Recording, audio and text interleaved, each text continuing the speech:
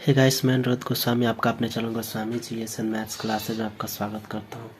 आज मैं आपको फिजिक्स के चैप्टर नंबर 2 यानी प्रकाश के अपवर्तन का मोस्ट वीवीआई क्वेश्चन को बताऊंगा, जिसमें मैंने कल आपको 2 क्वेश्चन को बताया था कि प्रकाश का अपवर्तन क्या होता है, इसके नियम को लिखे, एवं मैंने आपको बताया था कि पानी में रखा हुआ सिक्का अपने वास्तविक स्थिति से ऊपर क्यों उठा हुआ प्रतीत होता है।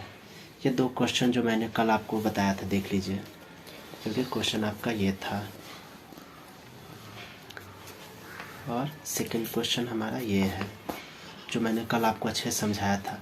तो आज का हमारा थर्ड क्वेश्चन है कि अपवर्तनांक को परिभाषित करें एवं हीरे का अपवर्तनांक 2.42 होता है, इसका क्या मतलब होता है। ठीक है, किन्हीं 2 माध्यमों के लिए आपतन कोण एवं अपवर्तन कोण की ज्या यानी साइन के अनुपात को क्या कहते हैं, अपवर्तनांक कहते हैं।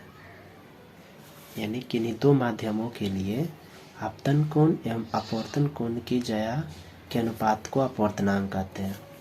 किन्हीं 2 माध्यमों यहाँ पर आ रहा है, कहने का क्या मतलब है, या तो सघन होगा या फिर विरल होगा, यही 2 माध्यम हो सकता है। ठीक है, उसके बाद आपको क्या करना है, यह फॉर्मूला इसका कर देना, लिख देना है आपको।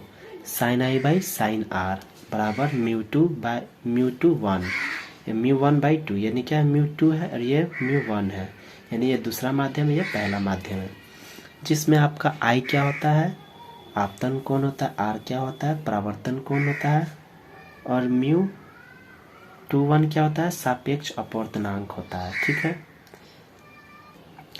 तो ये आप लोग देख लीजिए। अब हम देखते हैं क्या कि हीरे का अपवर्तनांक 2.42 होता है, इसका क्या मतलब होता है, चलिए उसको देखते हैं। यानी हीरे का अपवर्तनांक 2.42 होता है, इसका अर्थ यह होता है कि वायु में प्रकाश की चाल तथा हीरे में प्रकाश की चाल का अनुपात क्या होता है, 2.42 होता है। इसका मतलब यही होता है। आपसे एग्जाम में एक और क्वेश्चन ये भी पूछा जाता है कि पानी का अपवर्तनांक 1.33 होता है, इसका क्या मतलब होता है, तो ये भी आप लोग याद रखिएगा। कांच का अपवर्तनांक 1.33 होता है, इसका क्या मतलब होता है, ये भी क्वेश्चन आपसे एग्जाम में पूछा जा सकता है।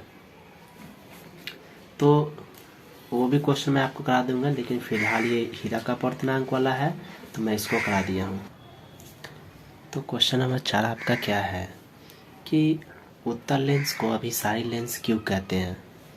उत्तल लेंस के द्वारा आपतित समानांतर किरणें अपवर्तन के फलस्वरूप एक बिंदु पर मिलती है। यानी उत्तल लेंस के द्वारा प्रकाश की किरणों का क्या होता है, अभिसरण आपको देखने को मिलता है। यानी उत्तल लेंस का काम क्या होता है कि जो इधर उधर समानांतर किरणें होती है, जो भी अक्ष के समानांतर जो भी किरणें चलती है, वो क्या होती है, किसी लेंस से टकराने के बाद किसी एक सतह पर फोकसित करना, उसी यही काम क्या है, उत्तल लेंस का है। यानी डिफिनेशन भी आपका दिया हुआ है कि उत्तल लेंस जो क्या होता है, कोई भी आपतित क्या है, ये आप देख पा रहे होंगे क्या कि यह समानांतर आपतित किरणें हैं। ठीक है, के फलस्वरूप एक बिंदु पर क्या होती है, मिल रही है। समानांतर आपतित किरणें क्या होती है, यह लेंस है आपका, और इसे टकराने के बाद क्या हो रही है, एक बिंदु यानी मुख्य फोकस पे मिल रही है। तो यानी उत्तल लेंस का काम क्या है, किरणों को किसी एक स्थान पर एकत्रित करना, तभी ना यहाँ पर क्या हो रहा है, ये किरणें आपको यहाँ पर आ रही है, तो यही काम है आपका उत्तल लेंस का। तो होप यू गाइस से आपको समझ में आया होगा। तो कल मैंने आपको 2 क्वेश्चन करा दिए, आज मैंने आपको 2 क्वेश्चन करा दिया, 3-4 क्वेश्चन आपको इसमें से और है। अब अगला वीडियो में आपको उत्तल और अवतल लेंस में जो डिफरेंस होते हैं, अंतर होते हैं, मैं उसका करा दूंगा, एवं कुछ और क्वेश्चन जो आपके बचे हुए हैं मैं उसका भी करा दूंगा। तो मिलते हैं आपसे नेक्स्ट वीडियो में।